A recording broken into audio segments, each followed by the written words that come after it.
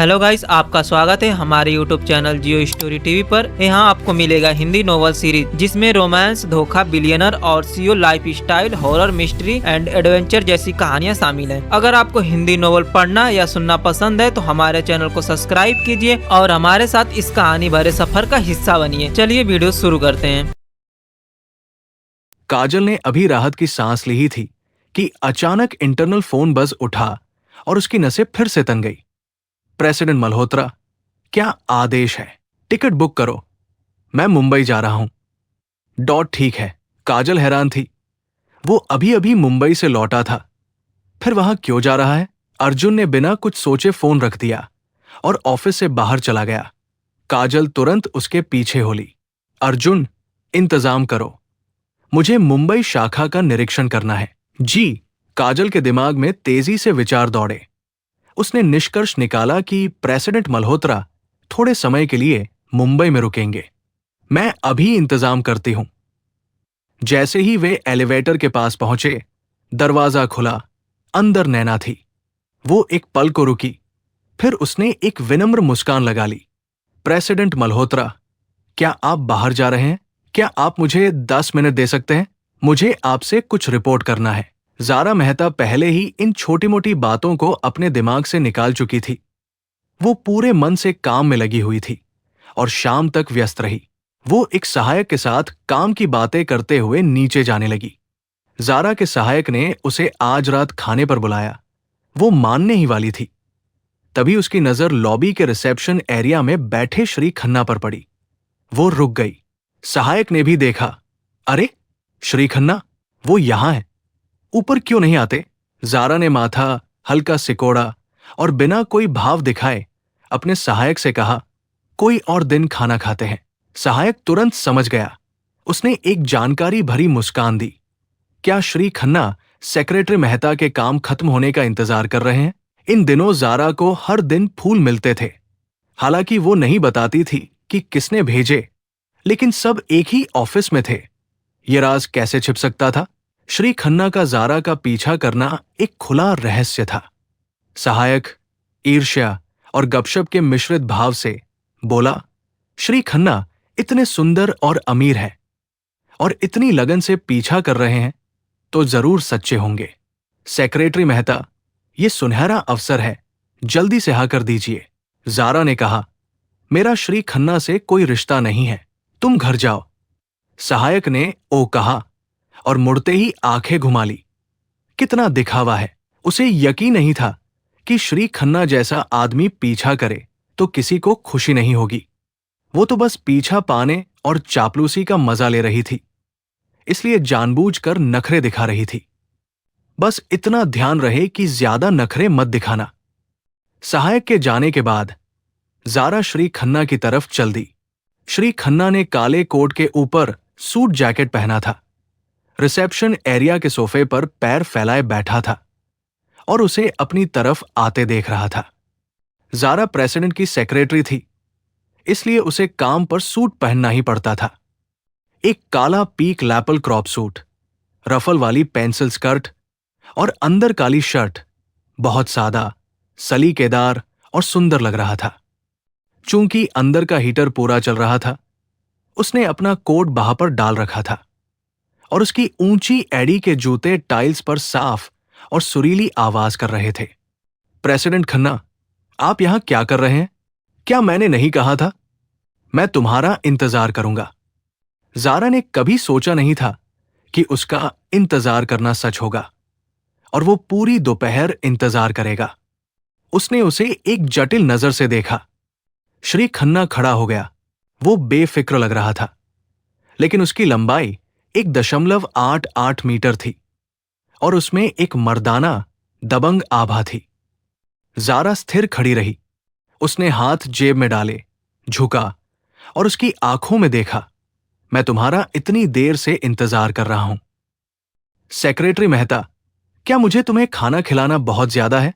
ज़ारा के पास मना करने की सच में कोई गुंजाइश नहीं बची थी। जगह श्री खन्ना ने बुक की थी।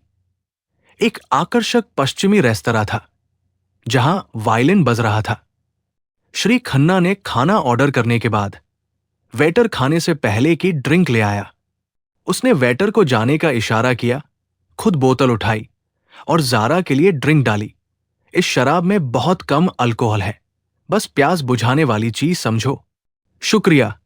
शिष्टाचार। ज़ारा ने लापरवाही से पूछा, प्रेसिडेंट खन्ना, क्या आप मुंबई में नहीं हैं? हाल ही में मुंबई में एक प्रोजेक्ट है, फिलहाल यहां की सहायक कंपनी में कर रहे हैं। श्री खन्ना ने शराब का गिलास उठाया।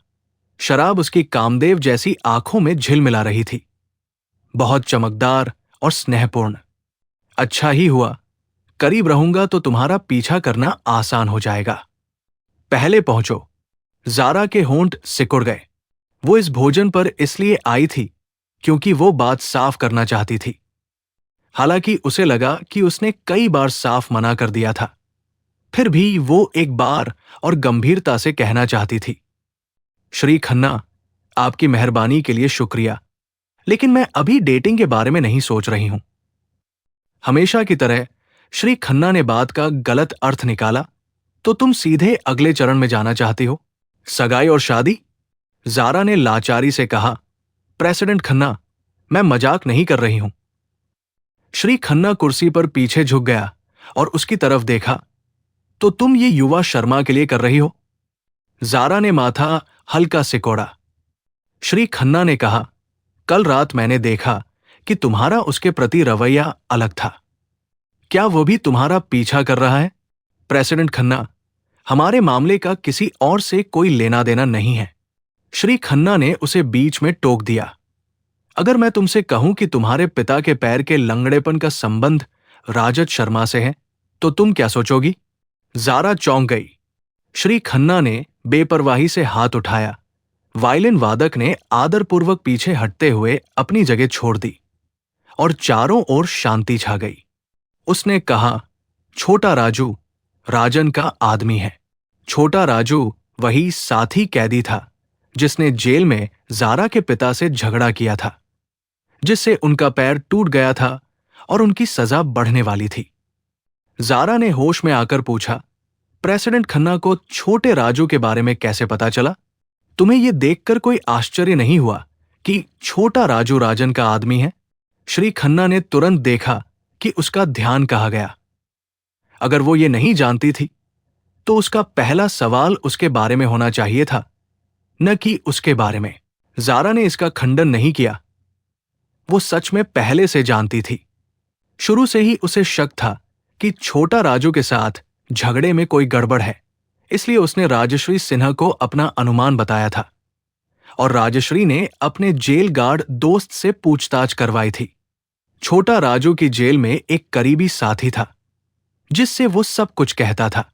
उसी साथी ने जेल गार्डों के सामने छोटा राजू को बेच दिया। कहा कि राजन ने उसे संदेश भेजा था कि मौका मिलने पर ज़ारा के पिता का पैर तोड़ दे। राजत शर्मा ने राजन का पैर तोड़ा था और राजन को इसका गुस्सा था, लेकिन वो न तो राजत शर्मा से बदला ले सका, न प्रेसिडेंट मल्होत्रा से, इसलिए उसने तुम पर निशाना साधा। तुम्हारे पिता का पैर कभी ठीक नहीं होगा। एक अर्थ में राजत शर्मा ही अपराधी है। श्री खन्ना ने धीरे से कहा, उसने तुम्हें बर्बाद कर दिया। ज़ारा की उंगलियां मुट्ठी में बंध गई। उसकी भावनाएं कुछ उत्तेजित थी। ठीक उसी समय उसने अपने सामने हल्के कदमों की आहट सुनी। ज़ारा ने अनायास सिर उठाया। राजत शर्मा कुछ मीटर दूर खड़े थे। वो हैरान थी।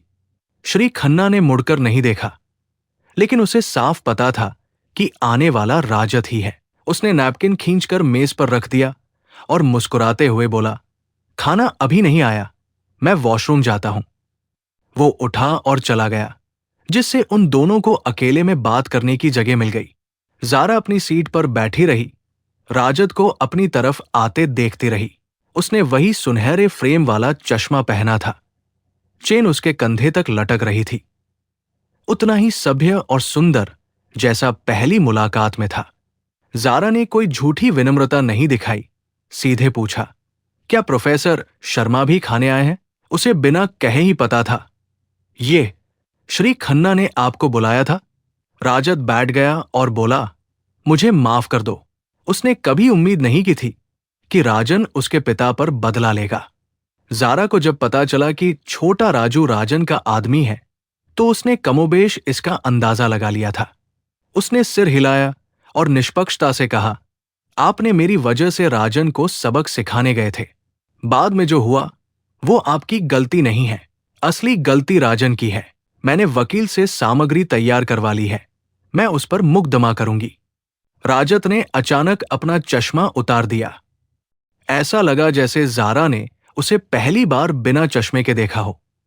चश्मे के शीशे के आवरण के बिना उसकी कोमलता थोड़ी कम हो गई थी और उसकी आंखें कुछ तीखी हो गई थी। चश्मा राजत का छलावा था। आज वो चाहता था कि जारा उसका असली रूप देखे। वे मुंबई से बेंगलुरु फिर पश्चिमी शहर तक आए थे। उसने मर्चेंट क्रूज पर उसकी मदद की थी और घायल नर्स से माफी मांगने साथ गया था। उसने 2 महीने उसकी टीचिंग असिस्टेंट के रूप में काम किया था। उसके लिए जटिल इंजीनियरिंग डेटा रिकॉर्ड किया था। उन्होंने एक साथ बहुत कुछ सहा था। राजत ने उसकी तरफ देखा और मुलायम स्वर में पूछा, तो कल रात की बात पर तुम्हारी क्या राय है? उसकी इकरारनामे को वो कैसे देखती है? जारा ने गला साफ किया, अपनी पलकें झुका ली और उसकी आंखों में देखने से बचते हुए कहा, प्रोफेसर शर्मा, आप अब तक के सबसे अच्छे इंसान हैं जिनसे मैं कभी मिली हूं। मैं आपके लायक नहीं हूं। ये शब्द सुनकर जारा और राजत दोनों के मन में एक जैसा अफसोस और उदासी छा गई। हालांकि राजत ने और नहीं दबाया।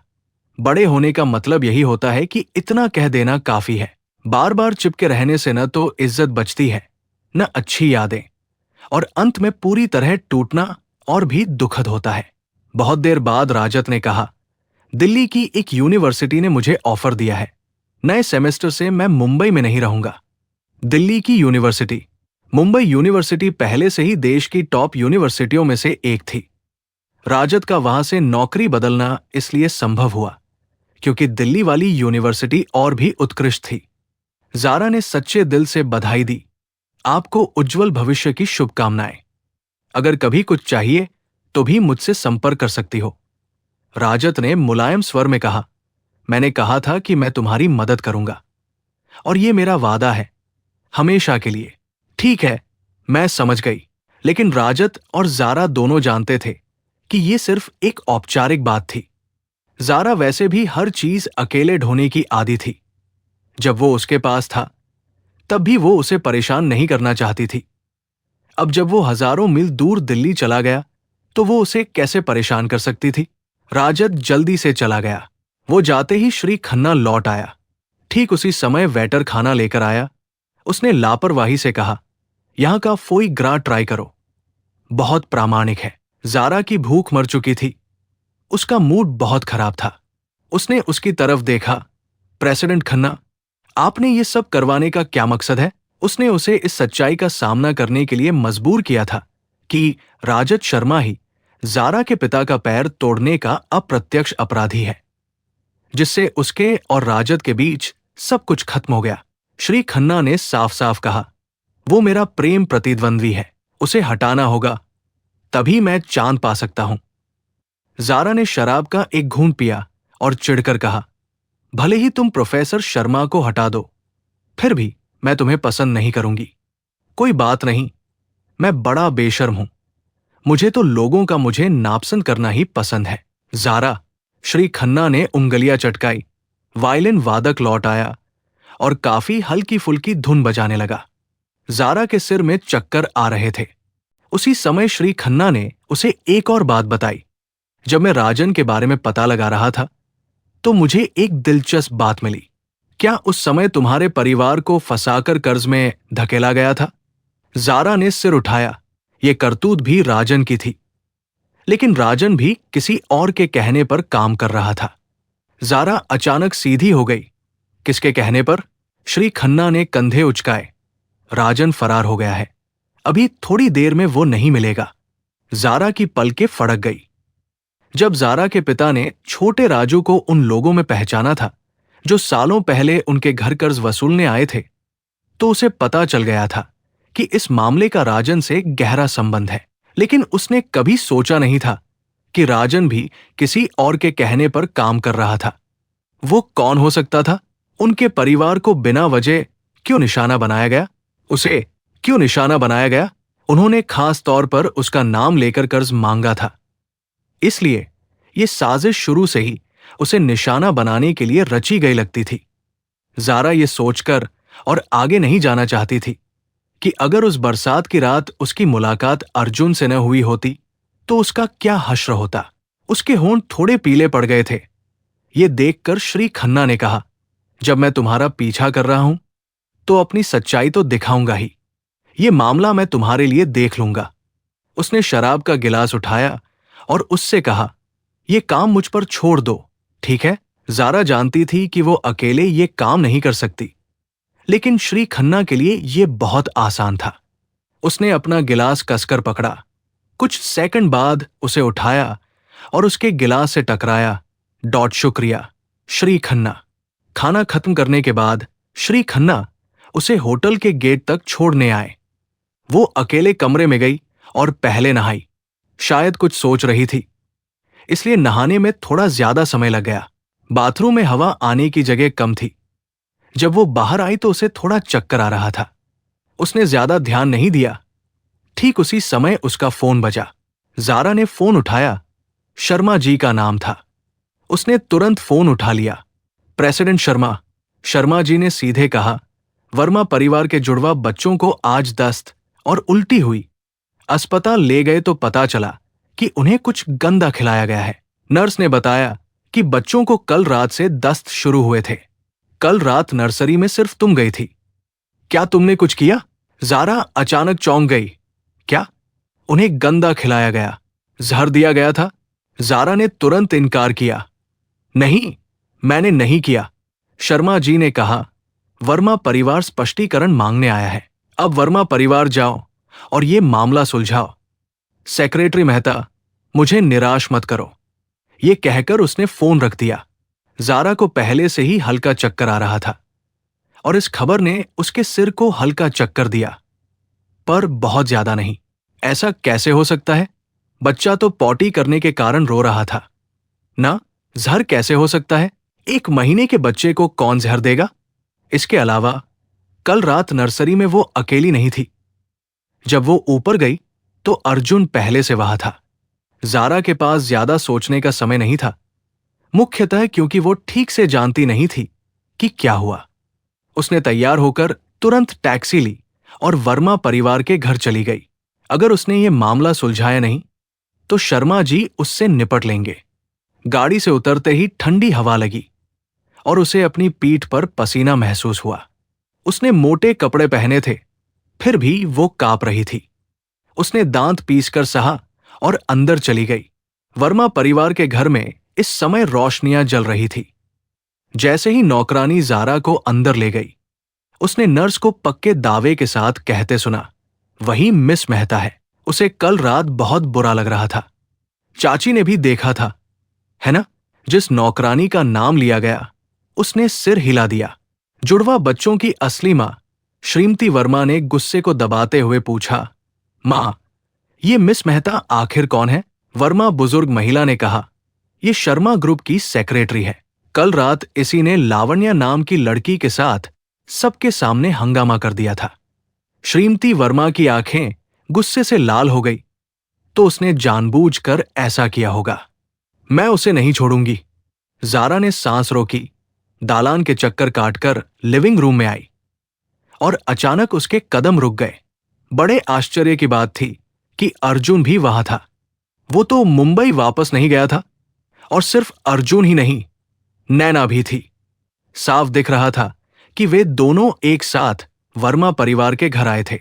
उस पल जारा के दिमाग में अर्जुन की वो पूरी रात घूम गई। जब वो नर्सरी में दाखिल हुई थी, तब से लेकर जब तक वो बाहर निकली, वो उसके साथ ही था। उससे बेहतर कौन जान सकता था कि उसने क्या किया और क्या नहीं किया? लेकिन जब नर्स ने सारा दोष उस पर मढ़ दिया, तो वो चुपचाप बैठा रहा और ठंडी नजरों से सब देखता रहा। अर्जुन अभी भी वही अर्जुन था। उसकी मदद करना उसकी अचानक जागी अंतरात्मा थी, और उसका सामान्य अवस्था थी उसके प्रति उदासीनता और ठंडापन। जारा उससे बहुत पहले ही उम्मीद छोड़ चुकी थी। लेकिन शायद इसलिए कि उसने रात रात भर इतनी लंबी यात्रा की थी, वो थोड़ा असहज था। इसलिए वो भी थोड़ी बेचैन थी। घुटन और सांस रुकने जैसा महसूस हो रहा था। ओह, उसने सोचा था कि यह मामला सुलझाना आसान होगा। बस ये कह देना था कि उस समय अर्जुन भी नर्सरी में था और वर्मा बुजुर्ग महिला अर्जुन से पूछ लेती तो वो बरी हो जाती। लेकिन उसने ऐसा क्यों सोचा कि अर्जुन उसके बरी होने में सहयोग करेगा? अगर वो उसकी मदद करना चाहता तो अब तक कर चुका होता। उसके लिए सिर्फ एक शब्द कहना था और उसे आधी रात को वर्मा परिवार के घर आने की जरूरत नहीं पड़ती। चूंकि उसने कुछ नहीं कहा, इसका मतलब वो मदद नहीं करना चाहता था और जारा ने अपना एकमात्र चश्मदीद गवाह खो दिया। अर्जुन ने सबसे पहले जारा को अंदर आते देखा। उसने आंखें उठाई। उसकी काली आंखों में एक अस्पष्ट भाव था। जारा ने उसकी तरफ देखा तक नहीं। नौकरानी ने कहा, बुजुर्ग मैडम, मैडम, मिस मेहता आ गई है। वर्मा बुजुर्ग महिला की नजर अचानक उस पर पड़ी, तलवार की तरह तेज। जारा का दिल धक से रह गया। उसने धीमी आवाज में कहा, वर्मा बुजुर्ग महिला, श्रीमती वर्मा। श्रीमती वर्मा का रूप सौम्य और सदाचारी था, लेकिन उस समय उसने सारी शिष्टता त्याग दी। अचानक खड़ी हो गई और सीधे जारा की तरफ झपटी। तुमने मेरे बच्चे को क्यों नुकसान पहुंचाया? तू जहरीली औरत है। बिना कुछ कहे उसने जारा के चेहरे पर थप्पड़ जड़ने के लिए हाथ उठाया। जारा की आंखें खुल गईं। वो पीछे हटने को तैयार ही थी कि वर्मा बुजुर्ग महिला ने समय रहते आवाज लगाई, अजय, रुक। श्रीमती वर्मा का हाथ हवा में ही रुक गया। जारा ने उसकी सफेद हथेली की तरफ देखा और नजर के कोने से उसने देखा कि अर्जुन एक पल के लिए उठने को हुआ था, लेकिन ध्यान से देखा तो वो वैसे ही बैठा रहा, पहाड़ की तरह अटल। वर्मा बुजुर्ग महिला ने डांटा, अभी पता भी नहीं चला कि मामला क्या है, मार क्यों रही हो? श्रीमती वर्मा तेजी से सांस ले रही थी।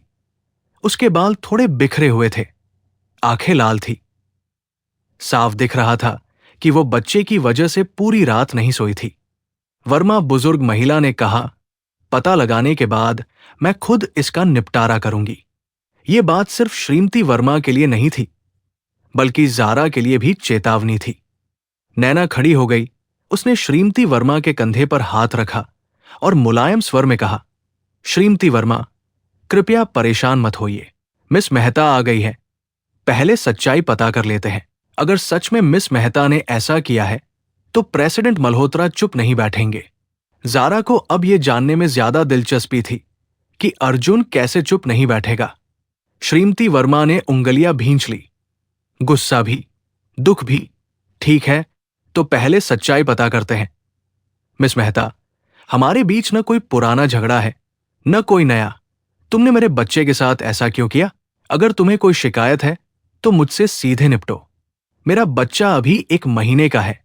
तुमने उसके साथ ऐसा कैसे कर दिया? जारा ने न तो गिड़गिड़ाया और न ही अहंकार दिखाया। बोली, जैसा श्रीमती वर्मा ने कहा, हमारे बीच कोई झगड़ा नहीं है। मेरे पास 1 महीने के बच्चे को नुकसान पहुंचाने का क्या कारण हो सकता है? मैंने वो काम नहीं किया। इसके अलावा जब मैं कल रात बच्चे को देखने गई थी तो अकेली नहीं थी। नर्स, नौकरानी और बॉडीगार्ड सब वहां थे। अगर मैंने कुछ किया होता तो उन्होंने जरूर देख लिया होता। अर्जुन ने उसे गवाहों के नाम गिनाते सुना, नर्स, नौकरानी, बॉडीगार्ड। और फिर क्या? उसने अपने पतले होंठ सिकोड़े और उसे ध्यान से घूरता रहा। भले ही उसने इतनी साफ बात कह दी थी, वर्मा बुजुर्ग महिला का चेहरा नहीं सुधरा। वो अब भी उसे घूर रही थी। उसके अंदर एक अजीब दबाव था। जारा उसकी नजरों से हल्का चक्कर और हल्कापन महसूस कर रही थी। नर्स ने जल्दी से कहा, लेकिन आप पूरे समय पालने के पास बच्चे के चेहरे को छू रही थी। उस कोण से हमें कुछ दिख नहीं रहा था। जारा मेहता ने उस तरफ देखा। सामने का दृश्य अचानक हिल गया। उसने एक पल के लिए आंखें बंद कर ली। उसकी पलकें जल रही थी। जब बारिश आती है तो छत भी चूल जाती है। लगता है वो बीमार हो गई थी। जारा ने गला साफ किया। उसका गला सूख रहा था और बोली, डॉट, मैं जानती हूं कि तुम जिम्मेदारी से बचने के लिए पूरी कोशिश कर रही हो कि सारा दोष मुझ पर मढ़ दो, लेकिन मेरे पास ऐसा करने का कोई मकसद नहीं था। मैं सिर्फ शर्मा परिवार की तरफ से वर्मा परिवार को जुड़वा बच्चों की बधाई देने आई थी। मैं उन्हें जहर क्यों दूंगी? इसका कोई तार्किक मतलब नहीं बनता। उसने पलटवार किया। तुम कहती हो कि मैंने बच्चे को छुआ, इसलिए मैंने जहर दिया होगा। मैं भी कह सकती हूं कि तुम सबसे ज्यादा जहर देने वाली हो, क्योंकि तुम 24 घंटे बच्चे के साथ रहती हो और कभी भी ऐसा कर सकती हो। नर्स चौंक गई। तुम बकवास कर रही हो। क्या सबूत है तुम्हारे पास? क्या तुम्हारे पास यह साबित करने का कोई सबूत है कि मैंने जहर दिया? जारा ने यह बात नर्स से पूछी, लेकिन असल में ये वर्मा परिवार से पूछ रही थी। उसे पूरा यकीन था कि उन्होंने ऐसा नहीं किया था।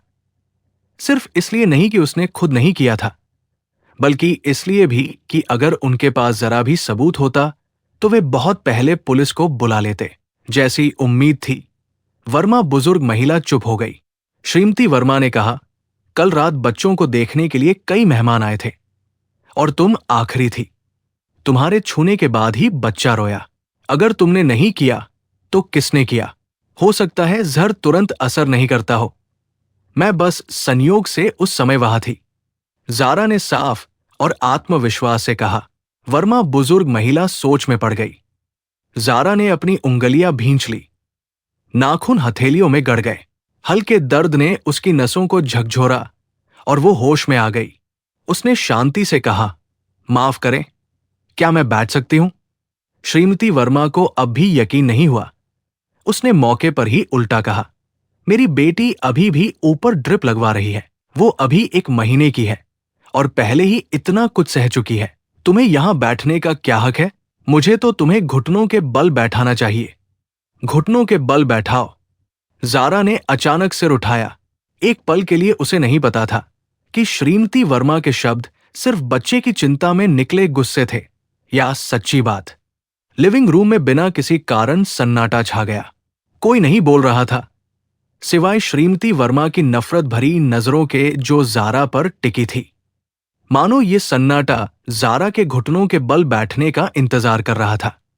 जारा ऊंची एड़ी के जूते पहने मोटे और मुलायम कालीन पर खड़ी थी। वो पहले से ही अस्थिर और गिरने को थी। ऊपर से किसी बीमारी के कारण उसकी तबीयत बहुत खराब थी। उसने होंठ चबाए, कुछ कहने ही वाली थी, तभी कुर्सी की तरफ से पानी का कप रखने और कांच की मेज से टकराने की आवाज आई। 1 टन की आवाज, बहुत साफ और तेज, मानो तलवार म्यान से निकल रही हो। जारा ने अनायास उस तरफ देखा। वो अर्जुन मल्होत्रा की दिशा थी, लेकिन इससे पहले कि वो अर्जुन का चेहरा देख पाती, नैना ने पहले बात करना शुरू कर दिया और जारा का ध्यान, जो थोड़ा भटक गया था, फिर से नैना की तरफ चला गया। श्रीमती वर्मा, कृपया शांत हो जाइए। ये मामला, अरे प्रेसिडेंट मल्होत्रा, कृपया मिस मेहता के लिए कुछ कहिए। फिर अर्जुन ने बात की। श्रीमती जी, क्या वर्मा परिवार में बिना सच पता लगाए लोगों को घुटनों के बल बैठाने का नियम है? अर्जुन ने आखिरकार उसके लिए बात तो की, लेकिन वो नैना के कहने पर किया। जारा ने तुरंत अपना चेहरा दूसरी तरफ कर लिया। उसकी तरफ देखने का कोई इरादा नहीं था। उसे अपनी उस पल की उम्मीद पर हंसी भी आ रही थी, जब उसने कांच के टूटने की आवाज सुनकर सोचा था कि शायद वो कुछ करेगा। बिल्कुल नहीं, अभी तो सच सामने नहीं आया। हम मिस मेहता के साथ ऐसा बदतमीजी कैसे कर सकते हैं? फिर वर्मा बुजुर्ग महिला ने श्रीमती वर्मा को धीरे से डांटा। अजय, तुम थक गई हो, इसलिए मुंह से जलती हुई बातें निकल रही हैं। ऊपर जाकर आराम करो, मैं इस मामले को देख लूंगी। फिर उसने जारा से धीमी आवाज में कहा, मिस मेहता, कृपया बैठो, हम बात करते हैं। जारा ने धीमी आवाज में कहा, शुक्रिया बुजुर्ग महिला। उसने एक कदम आगे बढ़ाया। उसके पैर इतनी देर खड़े रहने से अकड़ गए थे और वो खाली सोफे की तरफ चल दी। 2 कदम मुश्किल से चली थी कि उसने अपना संतुलन खो दिया और आगे गिरने लगी। अच्छा हुआ कि सोफा बिल्कुल सामने था और उसने समय रहते खुद को संभाल लिया। उसी समय अर्जुन का हाथ भी उसे पकड़ने पहुंचा। उसके सबसे करीब वाला सोफा अर्जुन के बगल वाला सिंगल सोफा था। उसने जल्दी से अपना हाथ खींच लिया, इतनी तेजी से जैसे उसके छूने से कुछ बुरा हो जाएगा। अर्जुन का चेहरा तुरंत ठंडा हो गया। जारा ने वर्मा बुजुर्ग महिला को देखा। उसकी पलकें जल रही थी, आवाज बैठी हुई थी। बुजुर्ग महिला, मैंने जो कहना था कह दिया। छोटे साहब और छोटी बहू को जहर देने का मुझसे कोई लेना देना नहीं है। वर्मा बुजुर्ग महिला ने कहा, मिस मेहता, मैंने तुम्हारी बात सुन ली है, लेकिन अब तक हमें जो संदिग्ध मिले हैं उनमें तुम सबसे ज्यादा संदिग्ध हो। हमारा वर्मा परिवार और तुम्हारा शर्मा परिवार दोनों पश्चिमी शहर के प्रतिष्ठित परिवार हैं। इस मामले को पुलिस स्टेशन ले जाने से दोनों पर बुरा असर पड़ेगा, इसलिए हमें खुद ही जांच करनी पड़ रही है। जारा के होंठ सिकुड़ गए। हां, मैं समझ गई। तो कृपया मिस मेहता पूरा सहयोग करें और जल्द से जल्द मामले की सच्चाई पता करें, ताकि हमारी दोनों कंपनियों के बीच सहयोग में बाधा न आए। आखिरी वाक्य एक धमकी थी। जारा ने सांस रोकी। बुजुर्ग महिला, मुझे सहयोग करने के लिए और क्या करना है? वर्मा बुजुर्ग महिला खड़ी हो गई और ऊपर से नीचे देखते हुए बोली, अंधेरा हो गया है और पहाड़ी रास्ते पर चलना मुश्किल है। मिस मेहता, कृपया आज रात वर्मा एस्टेट में रुक जाइए। जारा कहने ही वाली थी कि वो परेशान नहीं करना चाहती, तभी वर्मा बुजुर्ग महिला ने आगे कहा, मैं बूढ़ी हो गई हूं, मुझे ज्यादा नींद नहीं आती, इसलिए सुबह 7 बजे उठ जाती हूं। वो एक पल को रुकी, फिर उसे समझ में आया कि वर्मा बुजुर्ग महिला ने उसे इसलिए नहीं रुकने को कहा था क्योंकि पहाड़ी रास्ता मुश्किल था, बल्कि वो मांग कर रही थी कि वो आज रात उसे बताएं कि जहर देने वाला असली अपराधी कौन है। और समय सीमा थी सुबह 7 बजे, जब वो उठेगी। जारा नहीं जानती थी कि अगर वो अपराधी नहीं ढूंढ पाई तो क्या वर्मा बुजुर्ग महिला उस पर इल्जाम मढ़कर वर्मा परिवार के गुस्से का शिकार बना देगी। वो बस इतना जानती थी कि ये उसके साथ बिना वजह हुई मुसीबत थी, और ये मुसीबत अर्जुन के सिर्फ एक वाक्य से सुलझ सकती थी।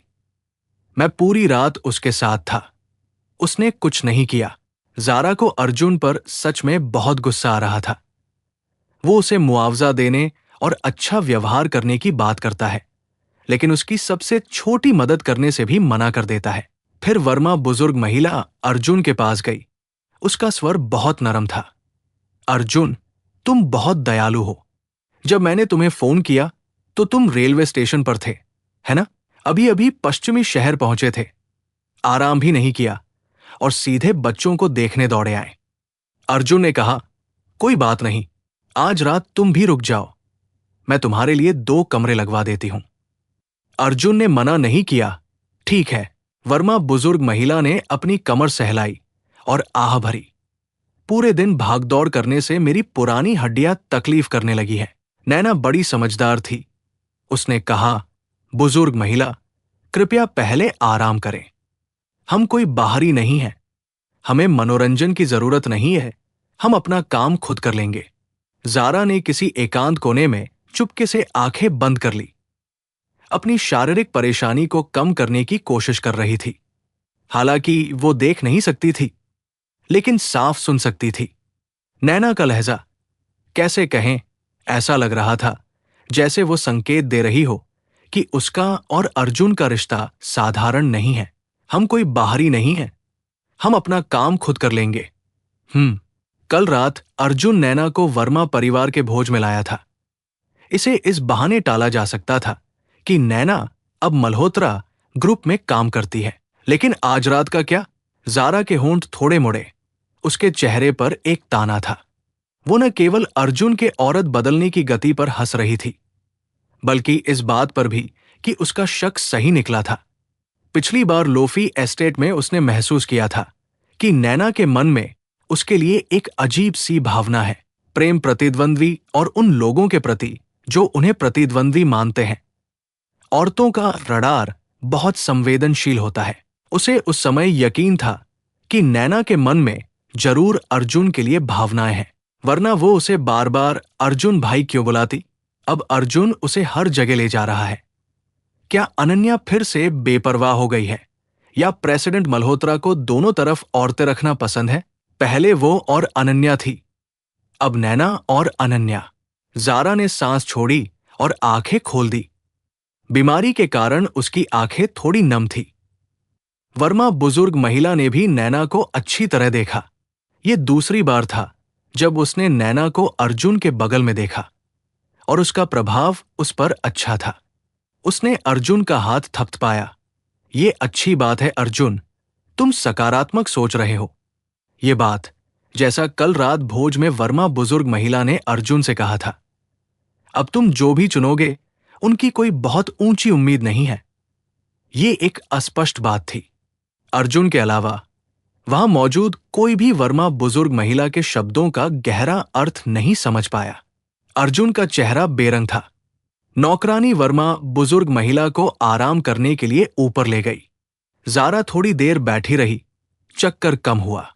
एक सेक्रेटरी होने के नाते वो हमेशा बहुत शिष्ट थी और नहीं चाहती थी कि कोई उसकी पीठ पीछे बातें करे। इसलिए वो खड़ी हो गई और विनम्रता से लेकिन दूरी बनाकर बोली, पहले मेरे लिए बात करने के लिए मिस नैना और प्रेसिडेंट मल्होत्रा का शुक्रिया। अर्जुन की नजर उसके चेहरे पर घूमी। वो थकी हुई या बीमार लग रही थी। उसकी नम आंखों को देखा। उसका भाव समझ से परे था। नैना ने आगे बढ़कर जारा का हाथ पकड़ लिया। हम पुराने सहपाठी हैं, इतनी शिष्टता की जरूरत नहीं। लेकिन जारा, तुम अकेले इसकी जांच कैसे करोगी? क्या हमारी मदद चाहिए? जारा ने चुपके से अपना हाथ छुड़ा लिया। विनम्रता से मना करते हुए कहा, मुझे पता है कि मुझे क्या करना है। मैं मिस नैना और प्रेसिडेंट मल्होत्रा को परेशान नहीं करूंगी। उसने न तो मदद मांगी, न ही मदद की पेशकश की। अर्जुन ने उसे थोड़े उदास भाव से देखा। एक नौकरानी आई। मिस्टर मल्होत्रा, आपका मेहमान कमरा तैयार है, वो दूसरी मंजिल पर है। अर्जुन ने ठंडे स्वर में कहा, चलो। नैना ने जारा पर आखिरी चिंतित नजर डाली, फिर अर्जुन के साथ ऊपर चली गई। दोनों बहुत करीब चल रहे थे, लगभग कंधे से कंधा मिलाकर। जारा ने नैना को अर्जुन से कहते भी सुना, प्रेसिडेंट मल्होत्रा, मिस मेहता वर्मा परिवार में अकेली है, जगह से अपरिचित है। वो एक रात में अपराधी कैसे ढूंढ पाएगी? बुजुर्ग महिला उसे बहुत मुश्किल में डाल रही है। चलिए, हम उसकी मदद करते हैं। भले ही नैना का इरादा अच्छा था, जारा को यह सुनकर थोड़ी बुरी लग रही थी। बस पता नहीं वो नैना से ज्यादा परेशान थी या अर्जुन से। जारा ने होंठ चबाए और नर्स की तरफ देखा। माफ करें, आपका नाम क्या है? नर्स ने हंसी उड़ाई और सिर घुमा लिया, जैसे सहयोग करने को तैयार नहीं थी। जारा का चेहरा नहीं बदला। बुजुर्ग महिला ने मुझे इस मामले की जांच करने को कहा है। जब तक मैं जहर देने वाले को ढूंढ सकती हूं, मुझे न केवल तुमसे बल्कि पूरे वर्मा परिवार के हर किसी से पूछताछ करने का अधिकार है। अगर तुमने मेरे साथ सहयोग नहीं किया तो मैं समझूंगी कि तुम्हारी अंतरात्मा तुम्हें कचोट रही है और मैं बुजुर्ग महिला को अपना शक बता दूंगी। मुझे नहीं पता कि तब बुजुर्ग महिला तुम्हारे साथ क्या करेगी। ये बात उसने नर्स से कही थी, लेकिन असल में वर्मा परिवार के दूसरे नौकरों के लिए भी चेतावनी थी। उसकी जांच के लिए उनके सहयोग की जरूरत थी, इसलिए उसे उनके अधिकार का सहारा लेना पड़ा। ये डराने की चाल काम कर गई। नर्स का चेहरा तुरंत बदल गया और वो अब नखरे नहीं दिखा सकती थी। मेरा सरनेम शर्मा है, सब मुझे शर्मा आंटी बुलाते हैं। अर्जुन दूसरी मंजिल पर पहुंचा। उसने पीछे मुड़कर देखा। लिविंग रूम में जारा नर्स से सुव्यवस्थित तरीके से पूछताछ कर रही थी।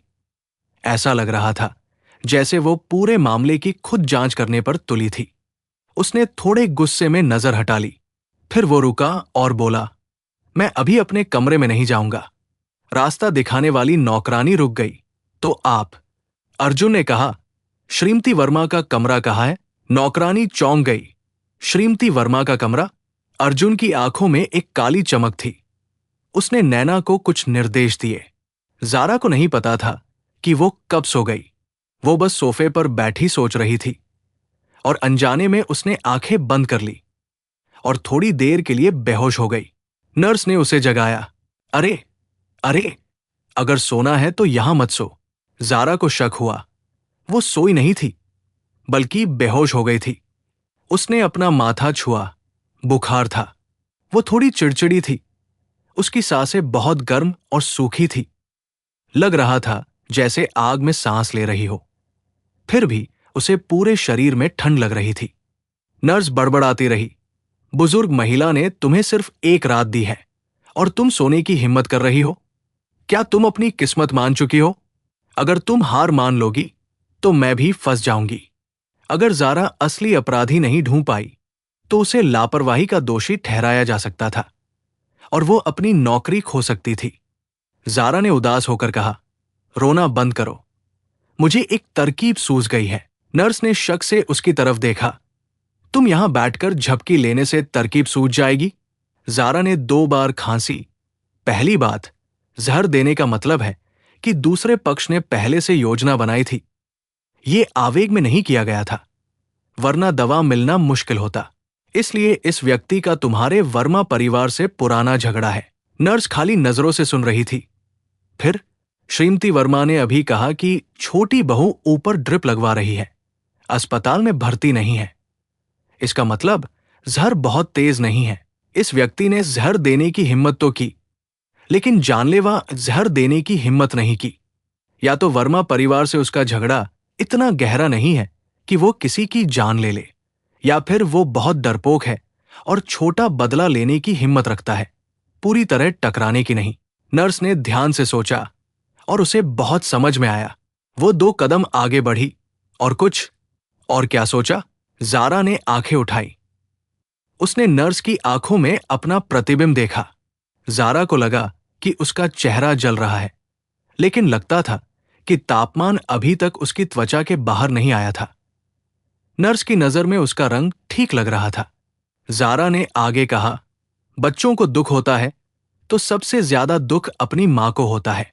श्रीमती वर्मा की शक्ल देखकर लगता है कि आज वो बहुत दुखी है। नर्स ने जल्दी से सिर हिलाया। हाँ, हमारी बहू आमतौर पर ऐसी नहीं होती। वो हम नौकरों के साथ बहुत अच्छा व्यवहार करती है, कभी किसी को एक शब्द भी नहीं कहती, मारने की तो बात ही दूर। ज़ारा मुस्कुराई। तो असली अपराधी वही होगा जिसका श्रीमती वर्मा से कोई झगड़ा हो। उसने बच्चे के माध्यम से श्रीमती वर्मा से बदला लिया है। क्या तुम्हारी बहू का कोई दुश्मन है? इस नर्स के बारे में ज्यादा पता नहीं था। वो सिर्फ एक नौकर थी, बच्चे की देखभाल करती थी। ज़ारा ने लिविंग रूम के चारों ओर देखा और जल्द ही उसने सीढ़ियों की तरफ लगा एक कैमरा देखा। इस सीसीटीवी कैमरे ने कल रात बच्चों को देखने आए सभी मेहमानों को जरूर कैद किया होगा। मुझे सीसीटीवी फुटेज दिखाओ। नर्स ने पूरी तरह सहयोग किया। वो सुरक्षा कक्ष में गई और फुटेज ले आई और टैबलेट ज़ारा को दे दिया। ज़ारा ने कल रात जो भी मेहमान ऊपर आए थे उनमें से हर एक की तस्वीर ले ली। मुझे श्रीमती वर्मा के पास ले चलो। अब वो जान गई थी कि असली अपराधी कौन है। नर्स अब उसकी काफी कायल थी। उसका विश्लेषण बहुत पेशेवर था। क्या तुम सिर्फ एक सेक्रेटरी हो? अगर तुमने नहीं बताया होता तो मैं समझती कि तुम कोई जासूस हो। ज़ारा हल्की मुस्कुराई। वो मुख्य सेक्रेटरी थी। इतना साधारण मामला अगर वो नहीं संभाल सकती तो और क्या संभालती? बस उसकी तबीयत बहुत खराब थी, इसलिए वो शांत नहीं हो पा रही थी और कुछ नहीं बोल पा रही थी। थोड़ी देर बेहोश रहने से वो काफी सतर्क हो गई थी। नर्स उसे श्रीमती वर्मा के कमरे में ले गई। अप्रत्याशित रूप से अर्जुन और नैना भी वहां थे। नैना ने श्रीमती वर्मा के कंधे पर हाथ रखा था और इतनी कम देर में ऐसा लग रहा था जैसे दोनों बहुत अच्छी दोस्त बन गई हों। ज़ारा की जलती हुई पलकें थोड़ी फड़क गई। श्रीमती वर्मा, जो छोटे सोफे पर बैठी थी, ने ज़ारा को अंदर आते देखा। उसकी आंखों में अभी भी कुछ नाराजगी थी। ज़ारा इतने सालों तक काम करने के बाद इस स्तर की ठंडक से विचलित नहीं हुई। श्रीमती वर्मा, मुझे जहर देने वाले असली अपराधी का सुराग मिल गया है, लेकिन मुझे आपसे पुष्टि करनी है। आप। ज़ारा, अभी मत बोलो। नैना ने सीधे ज़ारा को बीच में टोक दिया। ज़ारा रुक गई। नैना ने श्रीमती वर्मा से धीरे से कहा, अजय, मैं जानती हूं कि तुम बच्चे के कारण बहुत दुखी हो, लेकिन इसी कारण हमें असली अपराधी को ढूंढना चाहिए, उसे उसकी सजा दिलवानी चाहिए और अपना गुस्सा निकालना चाहिए। तुम क्या कहती हो? बहुत देर हो चुकी थी। रात के 1 बज चुके थे। श्रीमती वर्मा के चेहरे पर थकान साफ दिख रही थी। उसकी आंखें रात भर जागने से लाल थी। लेकिन जब तक असली अपराधी नहीं मिल जाता, उसका दिल एक पल के लिए भी शांत नहीं हो सकता था और वो आराम नहीं कर सकती थी। अंत में उसने सिर हिला दिया। जारा ने बात करने के लिए मुंह खोला, लेकिन नैना ने पहले कहा, अर्जुन, तुम बोलो। जारा, अभी नीचे लिविंग रूम में वे उसे प्रेसिडेंट मल्होत्रा बुला रहे थे और अब उसे अर्जुन बुला रहे हैं। जारा ने उस आदमी की तरफ देखा। यह बेडरूम नहीं था, बल्कि एक अध्ययन कक्ष था। लेकिन चूंकि कमरा औरतों से भरा था, अर्जुन अंदर नहीं गया था। वो दरवाजे के पास खड़ा था। इतनी देर हो चुकी थी। हर किसी के चेहरे पर थकान के निशान थे, लेकिन उसकी शक्ल उतनी ही साफ, शांत और स्थिर थी। हाथ से बने सूट में, लंबा और सुंदर, कुलीन और अलग थलग, वो आभा जो डरा देती थी। अर्जुन ने आंखें उठाई, जबकि जारा ने बिना भाव बदले अपनी आंखें नीची कर ली। उसकी गहरी आवाज उसके कानों में गूंज रही थी। बच्चों को जहर देने वाले का श्रीमती वर्मा से कोई पुराना झगड़ा रहा होगा। उसने पहले से जहर तैयार कर रखा था और बस 1 महीने के समारोह वाले दिन का इंतजार कर रहा था, जब वर्मा परिवार में अफरातफरी हो और लोगों की भीड़ हो, तब वो मौका देखकर अपनी चाल चल सके। जारा के दिल में एक लहर दौड़ गई। उसके विचार उससे मेल खाते थे, लेकिन ये समझ में आता था, ये मामला कोई जटिल नहीं था। वो जो चाहती थी, वो अर्जुन क्यों नहीं सोच सकता था?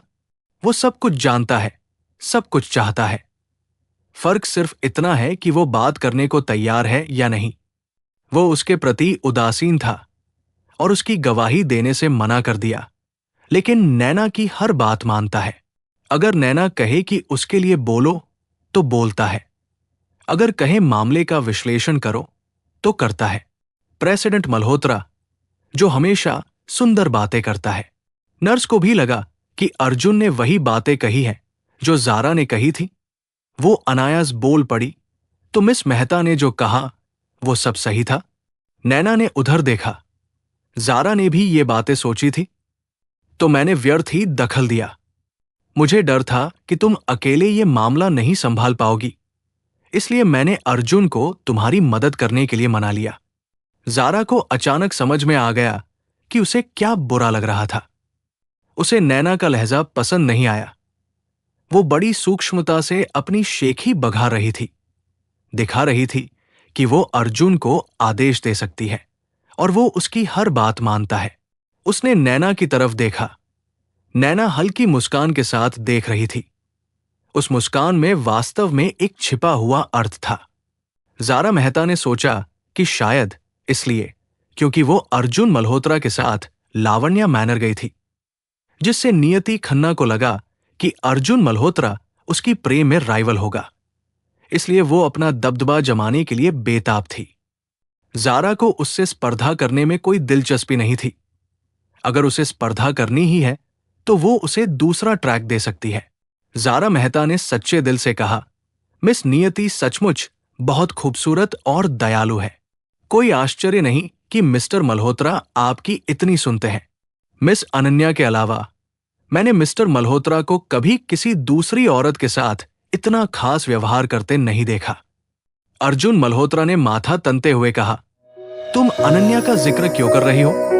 जारा मुस्कुराई और बोली, मिस्टर मल्होत्रा को अब भी मिस अनन्या की सबसे ज्यादा फिक्र है।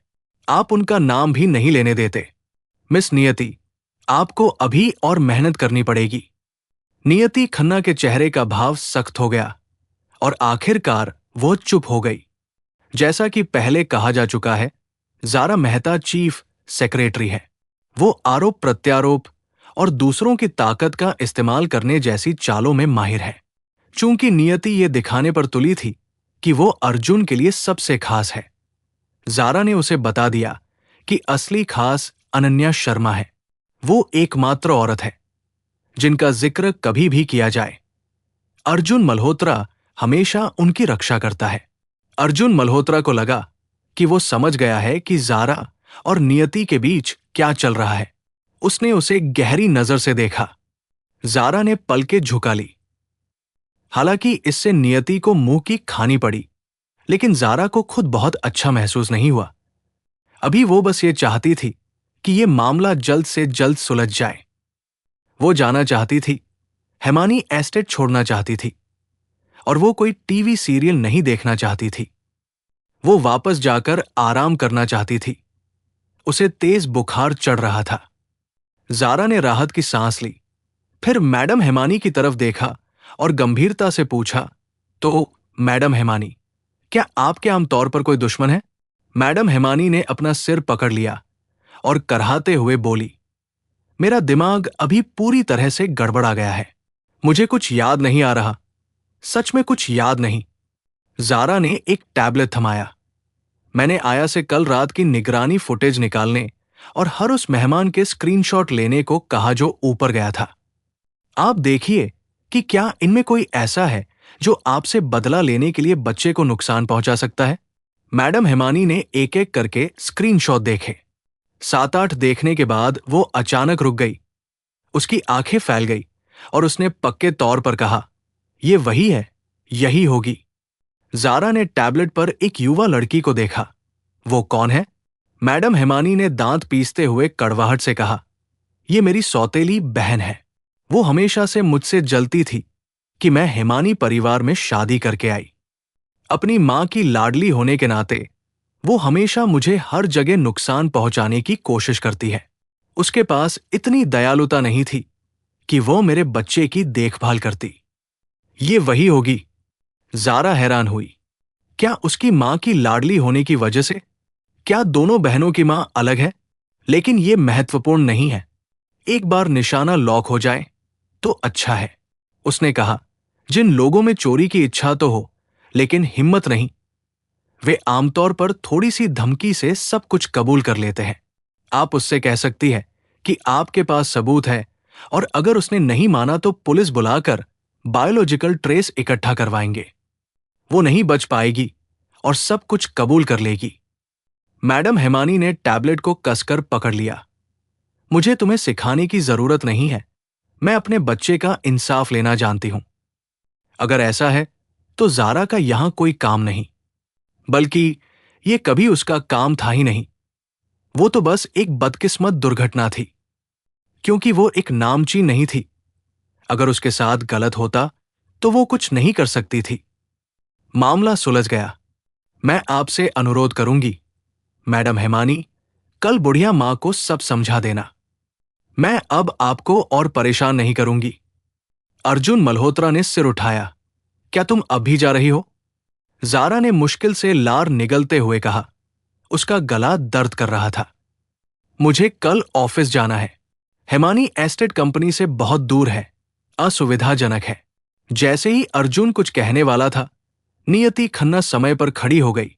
उसने अर्जुन की आस्तीन पकड़ी और पहले ही कहा, अर्जुन, तुम ड्राइवर कुमार को ज़ारा को छोड़ने के लिए क्यों नहीं भेज देते?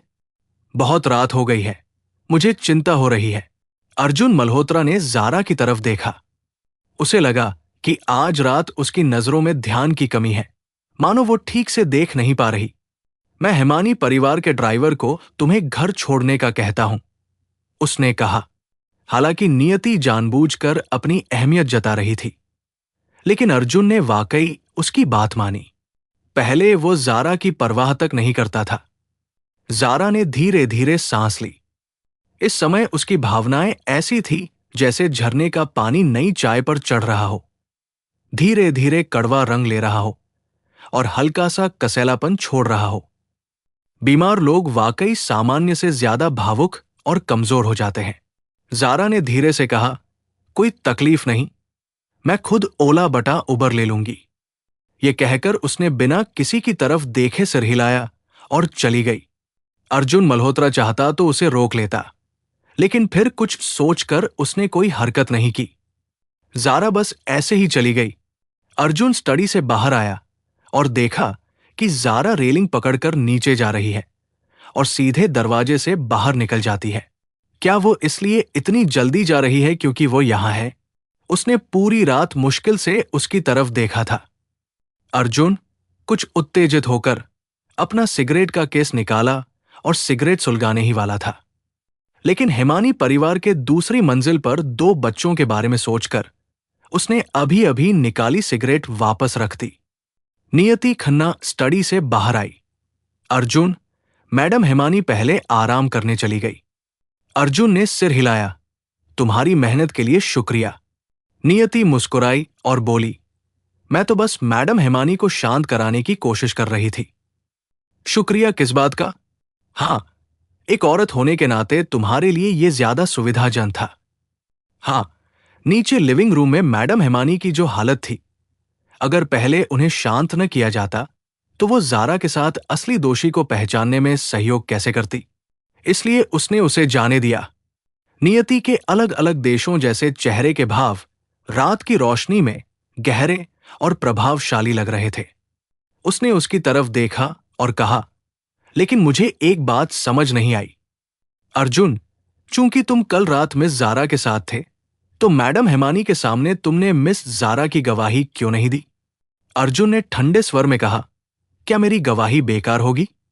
नियति स्तब्ध रह गई। क्या उसकी बात का कोई असर नहीं होगा? नहीं, असंभव। अर्जुन मल्होत्रा के ओहदे को देखते हुए अगर वो कुछ कहता तो बुढ़िया हिमानी भी उसकी इज्जत करती और ज़ारा को छोड़ देती। तो उसने क्यों नहीं कहा? साफ है, वो भी ज़ारा की मदद करना चाहता था। अर्जुन ने कोई स्पष्टीकरण नहीं दिया। वो कभी किसी को अपने बारे में नहीं समझाता। वो दूसरी मंजिल की रेलिंग पर खड़ा था, नीचे खुले दरवाजे की तरफ देख रहा था, जहां सब अंधेरा था। अब बहुत रात हो चुकी थी। अर्जुन ने सिर घुमाया और कहा, तुम जाकर आराम करो। हिमानी परिवार ने तुम्हारे लिए कमरा तैयार किया है। और तुम? नियति ने बिना सोचे पूछ लिया। अर्जुन ने पलकें झुकाई। हालांकि उसने कोई नाराजगी नहीं दिखाई, लेकिन वो जानती थी कि उसे दखल देना पसंद नहीं है। उसने होंठ चबाते हुए कहा, मेरा मतलब है, कल सुबह जब बुढ़िया हिमानी तुम्हें नहीं देखेंगी तो वो मुझसे जरूर पूछेंगी कि तुम कहाँ गए। मैं क्या कहूंगी? तुम जो उचित समझो। अर्जुन ने 2 कदम बढ़ाए, फिर वापस मुड़कर बोला, मैडम हिमानी मानसिक रूप से अस्थिर है।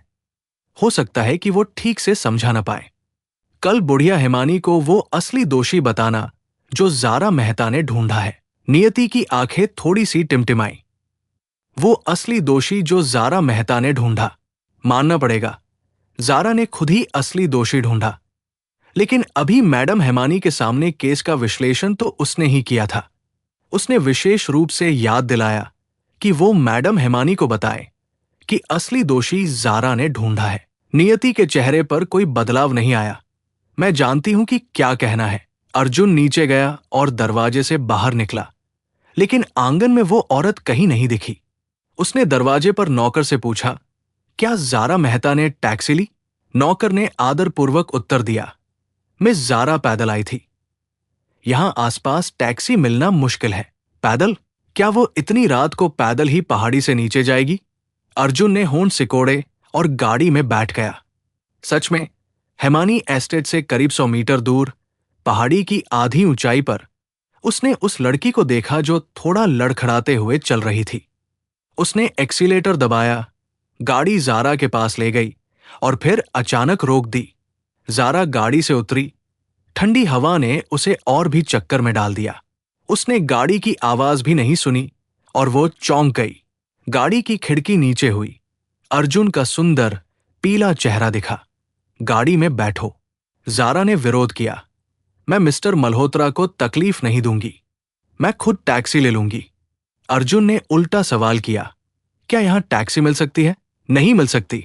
लोकेशन भी लोक नहीं होती। जब ज़ारा आई थी तो उसे ड्राइवर को अतिरिक्त पैसे देकर पहाड़ी पर लाना पड़ा था। उसने अभी ऑनलाइन देखा था कि निकटतम जगह जहां लोकेशन मिलती है वो पहाड़ी के नीचे है। उसने ठंडी और गर्म हवा अंदर ली। मैं पैदल नीचे चली जाऊंगी। उसने गाड़ी में बैठने से मना कर दिया। वो अपने आप पैदल जाने पर अड़ी रही। अर्जुन ने इस जिद्दी औरत को उदासीन नजर से देखा, जिसे एक बार रास्ते से हटाना नामुमकिन था, और कुछ नहीं बोला। ज़ारा ने उसकी तरफ ध्यान नहीं दिया और पैदल नीचे उतरती रही। फिर उसने देखा कि अर्जुन न तो हिमानी एस्टेट की तरफ लौटा और न ही उसे पीछे छोड़कर सीधा नीचे गया। वो उसके पीछे पीछे चल रहा था।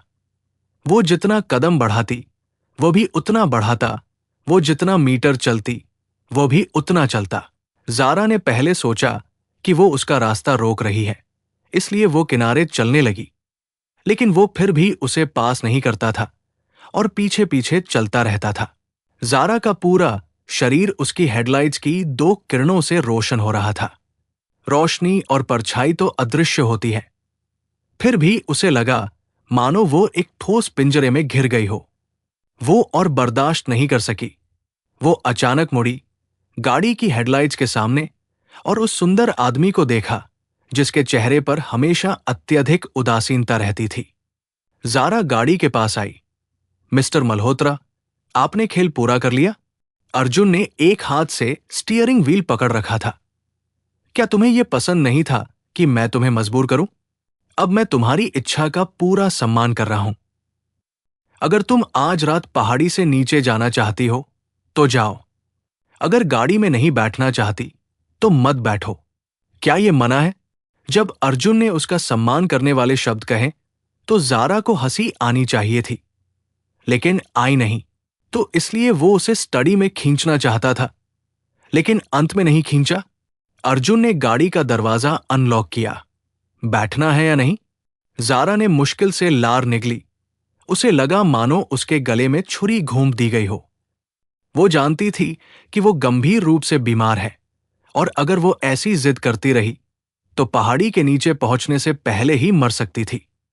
कुछ सेकंड बाद उसने गाड़ी का दरवाजा खोला और अंदर बैठ गई, लेकिन एक लकीर खींच दी। मैं मिस्टर मल्होत्रा का किराया दूंगी।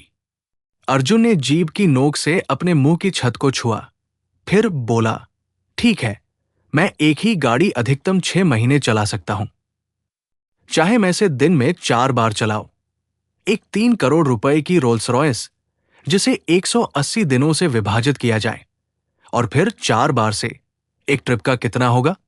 सेक्रेटरी ज़ारा पहले ही व्हाट्सएप ट्रांसफर का हिसाब लगा चुकी होगी। ज़ारा के सीने में गुस्सा उबल पड़ा। तुम मुझे लूट क्यों नहीं लेते? अर्जुन ने उसकी तरफ ठंडी नजर से देखा। क्या तुमने खुद नहीं कहा था कि किराया चुकाओगी? ज़ारा ने दांत पीस लिए। अर्जुन ने धीमी गति से गाड़ी चलाना बंद कर दिया और एकदम से तेज कर दिया, सीधे एक बड़े पहाड़ी मोड़ पर। ज़ारा तैयार नहीं थी। उसका शरीर गाड़ी के दरवाजे से टकराया, लेकिन सीट बेल्ट ने उसे वापस सीट पर खींच लिया। हालांकि चोट नहीं लगी, लेकिन उसे बहुत दुख हुआ। उसकी आंखों की सफेदी में कई लाल रेशे आ गए और उसने उस आदमी की तरफ गुस्से से देखा। अर्जुन ने स्टीयरिंग व्हील पर अपनी पकड़ मजबूत कर ली, गाड़ी थोड़ी धीमी कर दी और कम मैत्रीपूर्ण स्वर में बोला, मुझे कभी पता नहीं था कि तुम में इतना गुस्सा है। तुम्हारे साथ जाने से भी काम नहीं चलता और उल्टे जाने से भी नहीं चलता। अगर ये शब्द कोई और कहता तो वाकई उसमें लाड़ जैसा एहसास होता, जैसे मैं तुम्हारा कुछ नहीं कर सकता। मैं तुम्हें कैसे सही ढंग से रखूं, या तुम सच में मुझे लाचार बना देती हो। लेकिन वो अर्जुन मल्होत्रा है, इसलिए ज़ारा को केवल अधीरता का एहसास हुआ।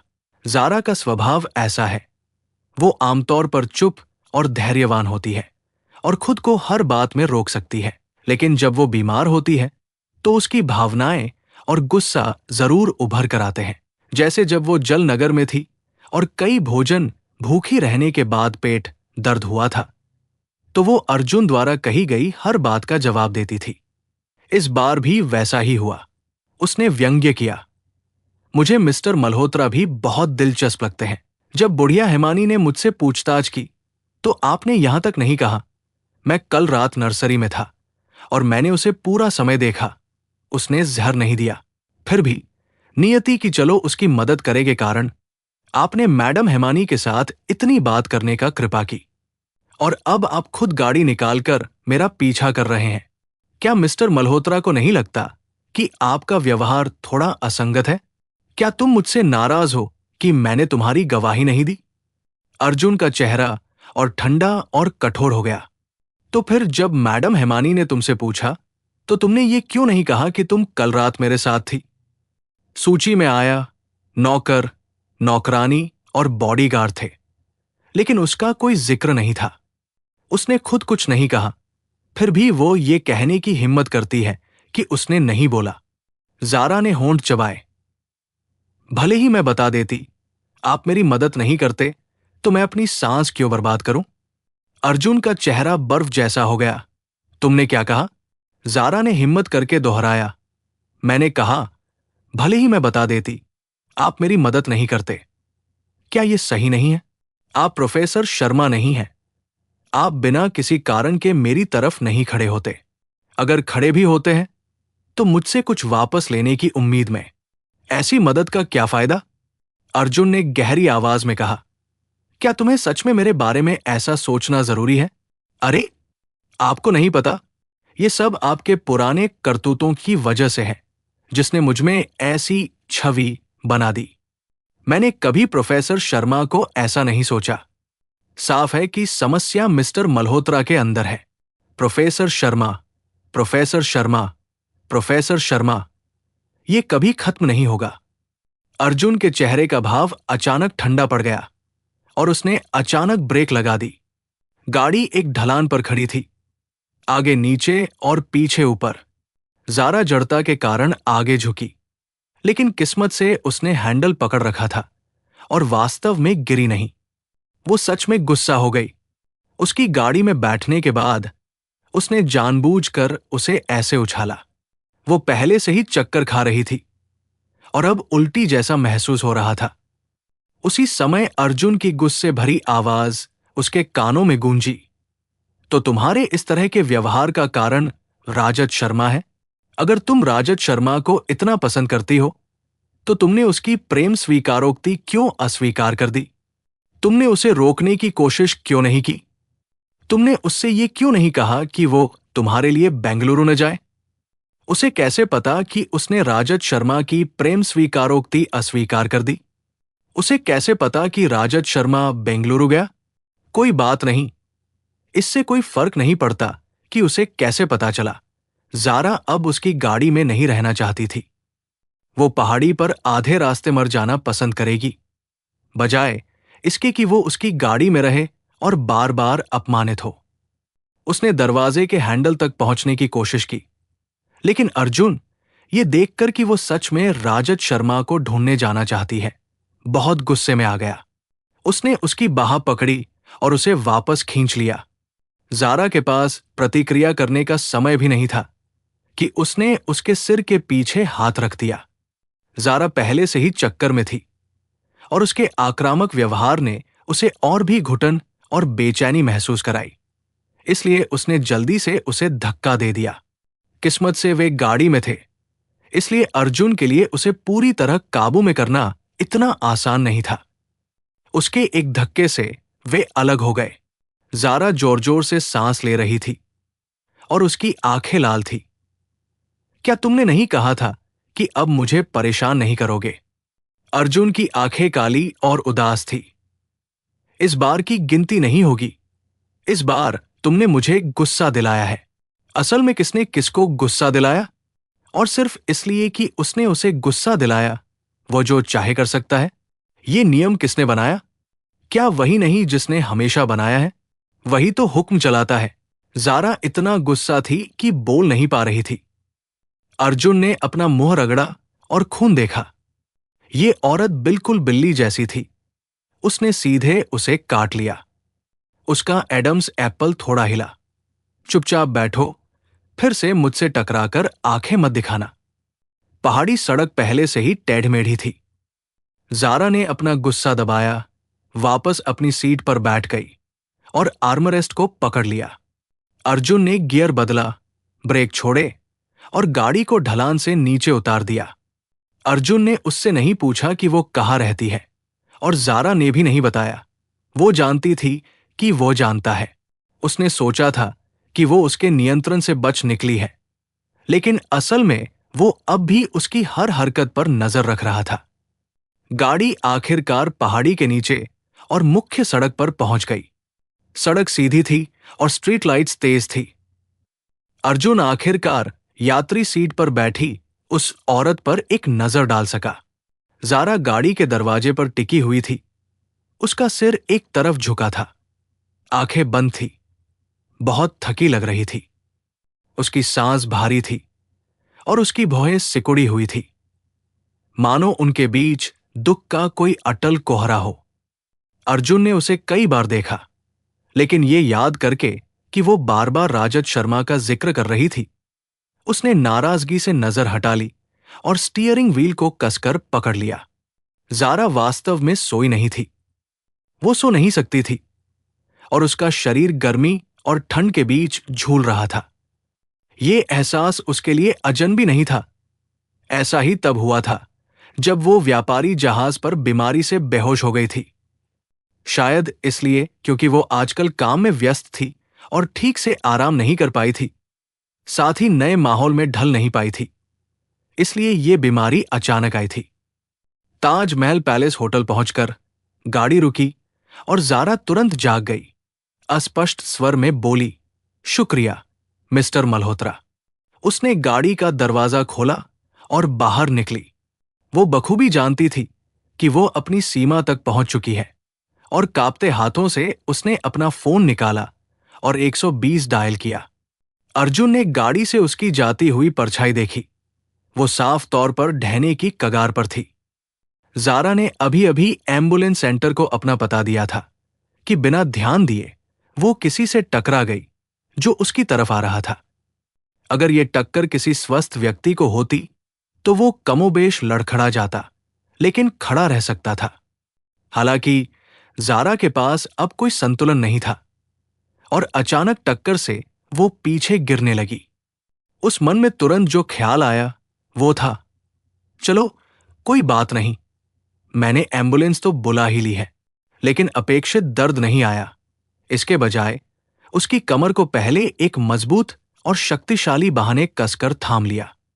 ठंडी हवा से जारा का चेहरा पूरी तरह लाल हो गया था, जो होटल के सामने की तेज रोशनी में साफ दिख रहा था। अर्जुन ने सीधे उसका माथा छुआ और गुस्से में बोला, क्या तुम ये नहीं बता सकती कि तुम्हें बुखार है? क्या ये उसकी गलती है? जारा ने चक्कर में सोचा कि अगर वो थोड़ा और चौकस होता तो देख सकता था कि वो उसके सामने कितनी बेचैन थी।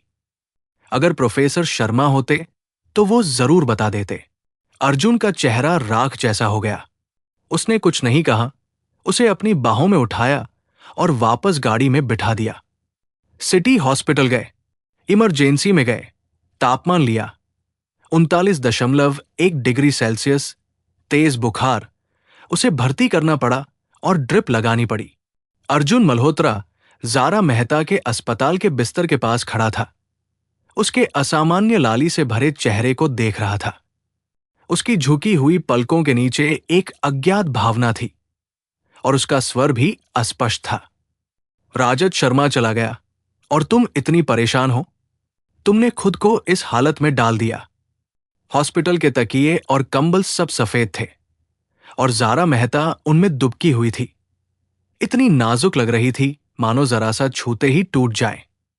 उसकी आंखें बंद थी और वो गहरी नींद में थी। इतना तेज बुखार होने पर वो बहुत पहले बेहोश हो जाती। पता नहीं वह कैसे इतनी देर तक लोगों से सवाल करती रही, केस की जांच करती रही और पहाड़ी से नीचे चलती रही। लेकिन यही असली जारा मेहता है। वो कमजोरी नहीं दिखाती, दूसरों पर निर्भर नहीं होती और हमेशा सब कुछ खुद होती है। यही असली जारा है। अर्जुन मल्होत्रा ने उसकी ठुड्डी को दबाया और उसका सिर सीधा किया। उसने उसे सब कुछ सिखाया था, यहां तक कि अपनी सोचने की शैली भी। इसलिए वे बहुत मेल खाते थे और एक ही बात सोच सकते थे। वो 3 साल तक उसका गुरु रहा, लेकिन वो ये सिखाना भूल गया कि उसे कब झुकना चाहिए। जारा ने हल्का सा माथा तनाते हुए कहा, मानो वो सपना देख रही हो। उसके होंठ हिले और उसने कुछ बुदबुदाया।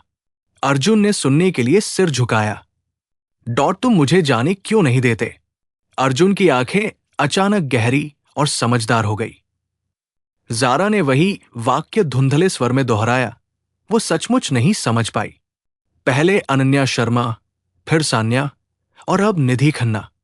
उसके आसपास अनगिनत औरतें हैं और वो हर एक के साथ खास व्यवहार करता है। तो आखिर वो उसे सच में क्यों नहीं छोड़ सकता? जब उसे लगता है कि आखिरकार वो उससे रिश्ता तोड़ने वाला है, तो वो फिर से उसे भड़काने आ जाता है, बार बार, कभी पास कभी दूर, जिससे उसका दिल ऊंचा नीचा होता रहता है और वो कभी चैन से नहीं बैठ पाती। अर्जुन ने उसका कंबल थोड़ा ऊपर खींचा, उसकी ठुड्डी तक ढका और फिर उसे समेट दिया। उसका हाथ नीचे उसके पेट तक गया और फिर रुक गया।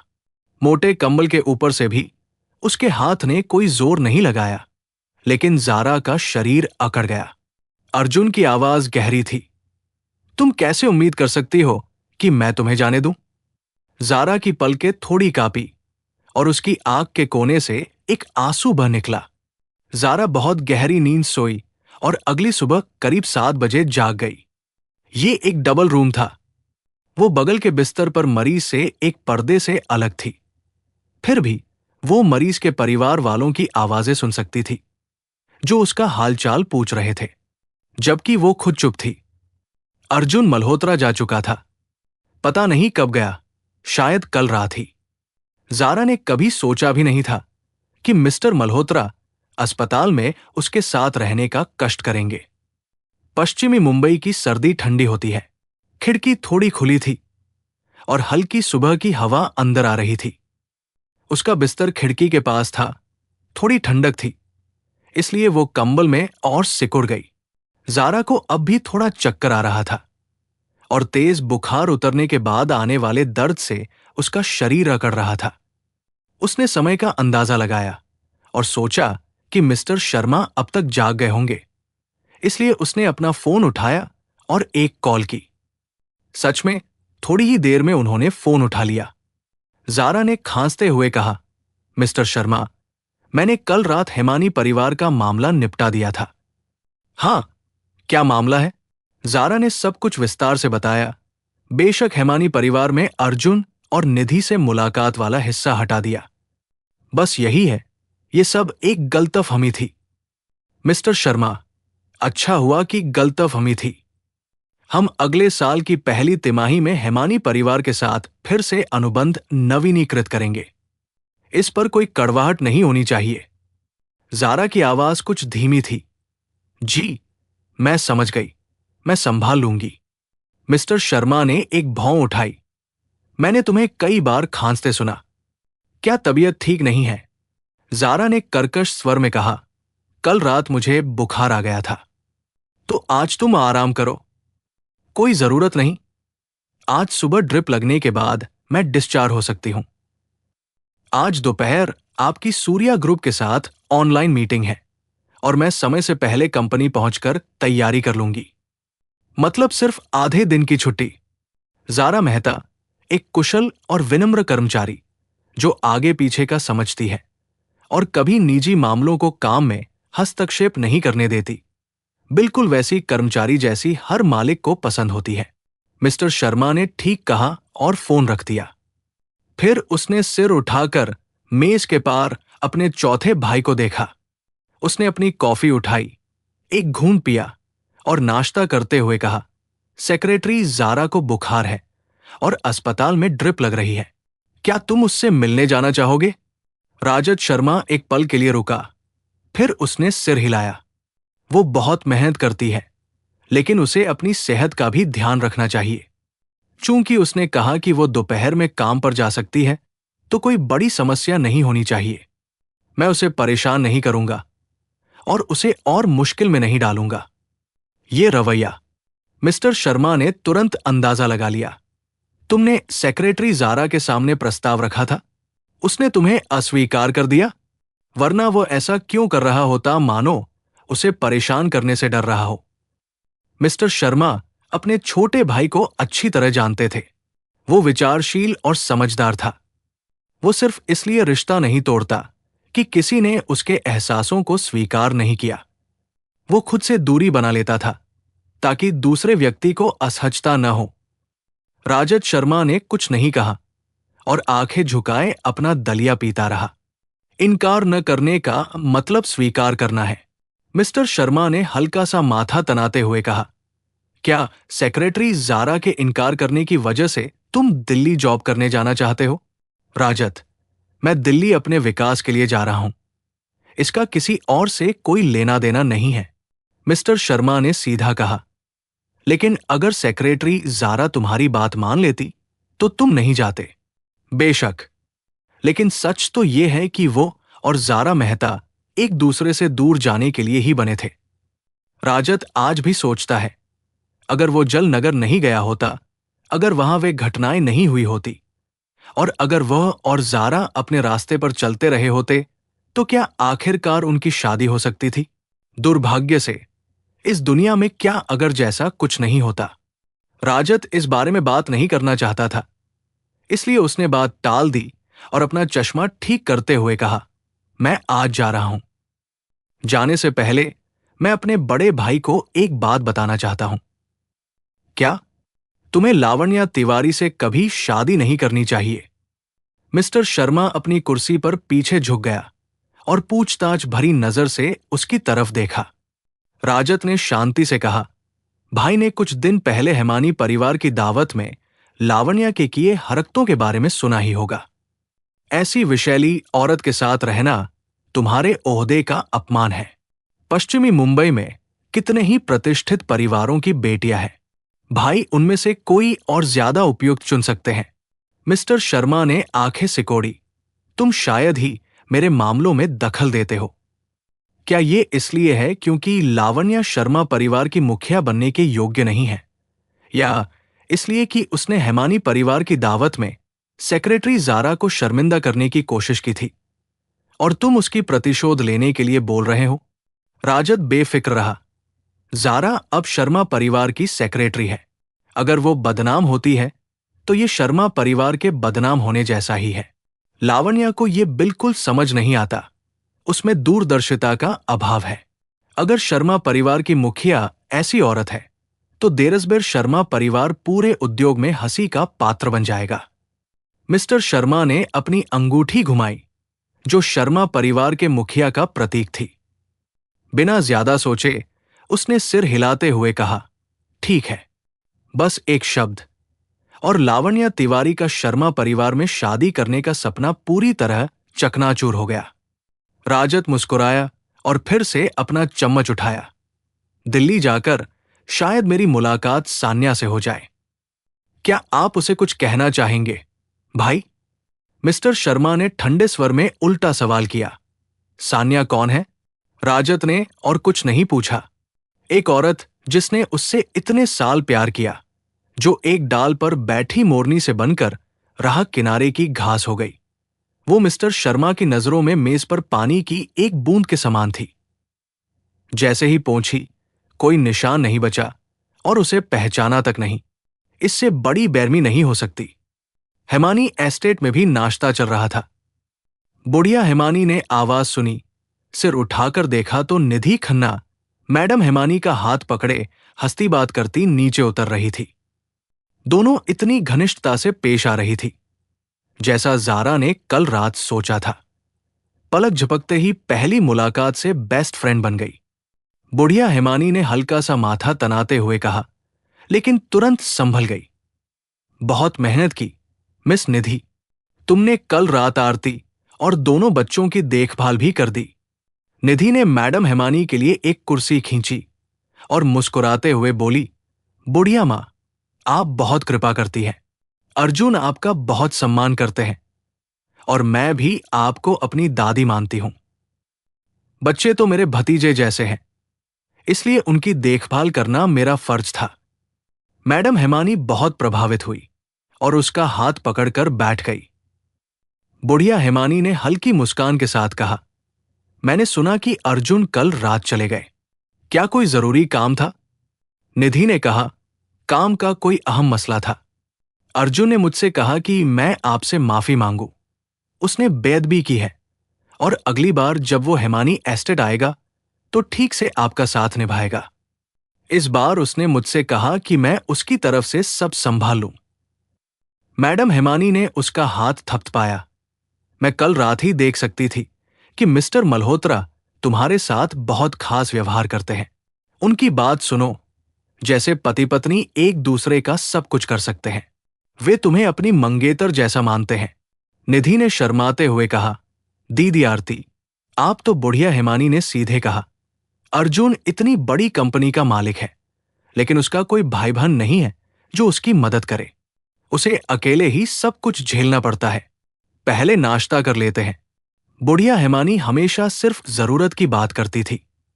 निधि को कोई मौका नहीं मिलता था, इसलिए उसे चुप होना पड़ा। नाश्ता खत्म करके वो उठी और वॉशरूम चली गई।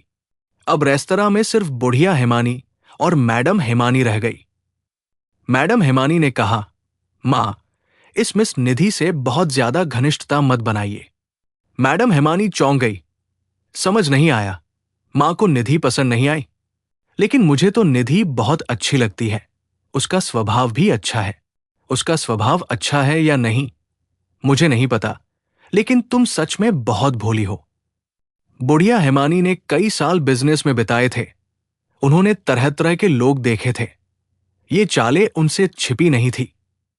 अच्छी भाषा में कहें तो इस लड़की की भावनात्मक बुद्धिमत्ता बहुत ऊंची है, और सीधे शब्दों में कहें तो ये बहुत चिकनी है। तुम पहले उसे जानती नहीं थी, और थोड़ी ही देर में तुम उसे निधि कहकर बुलाने लगी। मुझे ऐसे लोग पसंद नहीं जो बहुत ज्यादा मौकापरस्त हों। मैडम हिमानी ने माथा तनाते हुए कहा, लेकिन मिस्टर मल्होत्रा उसे बहुत पसंद करते हैं और उसकी हर बात मानते हैं। कल रात जो कुछ उसने कहा, मिस्टर मल्होत्रा ने वही किया। बुढ़िया हिमानी वहां मौजूद नहीं थी, इसलिए कल रात के सारे विवरण नहीं जानती थी। लेकिन उन्होंने कहा, अगर मुझे कुछ कहना है तो अर्जुन को ज़ारा मेहता में ज्यादा दिलचस्पी थी। अर्जुन मल्होत्रा मूल रूप से कल हिमानी एस्टेट नहीं आने वाला था। उसने बुढ़िया हिमानी को फोन किया था कि क्या नामकरण समारोह में किसी संदिग्ध व्यक्ति को देखा है, क्योंकि जुड़वा बच्चों को जहर दिया गया था। उसने सीधे नहीं कहा। उसका रवैया उदासीन और बेपरवाह था, और वो फोन रखने ही वाला था कि उसने बुढ़िया को इतर कहते सुना तो सबसे ज्यादा संदिग्ध शर्मा परिवार की सेक्रेटरी वो मिस ज़ारा है। तब उसने अपना मन बदला और कहा कि वो बच्चे को देखने आना चाहता है। वो बच्चे को देखने आया था या किसी और को, बुढ़िया हिमानी अच्छी तरह जानती थी। मैडम हिमानी ने असहमति जताई। मैंने कल रात सीसीटीवी फुटेज देखा। ज़ारा और मिस्टर मल्होत्रा एक साथ नीचे गए थे। उन्होंने बच्चों को एक साथ देखा होगा। अगर मिस्टर मल्होत्रा उसकी रक्षा, उसने ज़ारा के लिए सीधे खड़े होने के बजाय उसकी मदद की थी। निधि के चेहरे पर शांति थी, एक खौफनाक ठहराव के साथ। हेलो गाइस, आपको यह स्टोरी कैसी लगी कमेंट में जरूर बताइएगा, और वीडियो को लाइक करना ना भूलिएगा। और हमसे जुड़ने के लिए हमारे चैनल को सब्सक्राइब कीजिए और सुनते रहिए जियो स्टोरी टीवी।